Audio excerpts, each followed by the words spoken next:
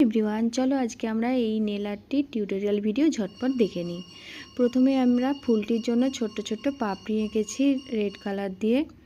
দেখো পুরো পাপড়িগুলো যেন সমান সমান সুন্দর করে হয় সেটা আমাদেরকে দেখে নিতে হবে।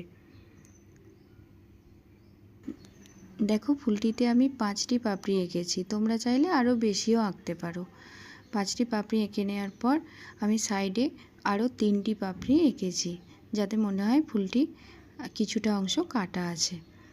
দিয়ে নিচের দিকে তারপর আরও ছোট্ট ছোট্ট করে 3টি পাপড়ি আমি এঁকেছি। আঁকা হয়ে যাওয়ার পর যে ফাঁকা অংশটা আছে ওইখানে আমি 3টি ছোট্ট ছোট্ট ডট দিয়ে নিয়েছি।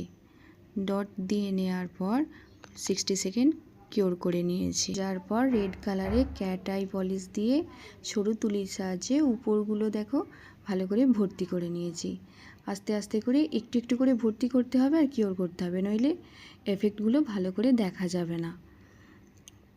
দেখো আমি একটা একটা ফুল ভর্তি করেছি আর কিওর করেছি 30 সেকেন্ড করে। তারপরে পুরোটা 60 সেকেন্ড একবারে কিওর করে নিয়েছি। তারপরে টপ কোট লাগিয়ে নিয়েছি, ভালো করে টপ কোট লাগিয়ে বাফ করে নিয়েছি। ভালো করে বাফ করার দরকার আছে।